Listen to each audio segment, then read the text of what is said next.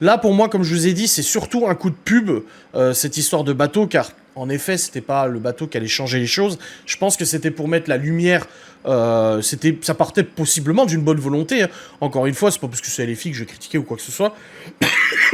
Peu de gens auraient eu le courage d'embarquer sur ce bateau compte tenu du conflit. Je pense qu'il n'y en a pas beaucoup qui l'auraient fait. Ils ont eu le courage d'essayer de le faire. Ils n'ont pas réussi, mais ils ont réussi à mettre la lumière, du coup, sur la situation actuelle. Maintenant, moi, ce que je regrette, c'est les propos qui ont été un petit peu tenus. Quand j'ai suivi un peu en live, alors moi, je suivais sur JVC, qui rapportait, du coup, ce qui se disait sur Twitter, machin et tout ça, parce que je suis pas de Twitter.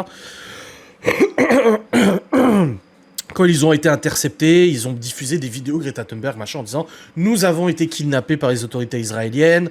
Ramassan, je crois, qui a fait des tweets en disant Ils nous attaquent, machin et tout ça. » Et je dis là, calmos. Les mots ont été très bien choisis pour être extrêmement forts. Kidnapping, attaque, on craint pour notre vie, etc., etc. Honnêtement, je ne pense pas que les forces israéliennes se seraient amusées à bombarder un navire avec une députée européenne et une militante écologiste connue de tous pour ses prises de parole depuis une dizaine d'années. Je pense pas qu'ils se seraient risqués à ça. Donc c'était un peu too much, je trouve, au niveau des propos. Ah mon Dieu, on va se faire arrêter, on va se faire torturer, machin et tout ça. Je pense que c'était surtout du scandale et tout ça pour essayer de choquer les gens et tout ça. Les mots étaient bien choisis, les petites vidéos diffusées. Si vous voyez cette vidéo, c'est que nous avons été kidnappés. Bon, là-dessus, je trouve que c'était un peu too much. Pour preuve, ils sont tous en train de partir là.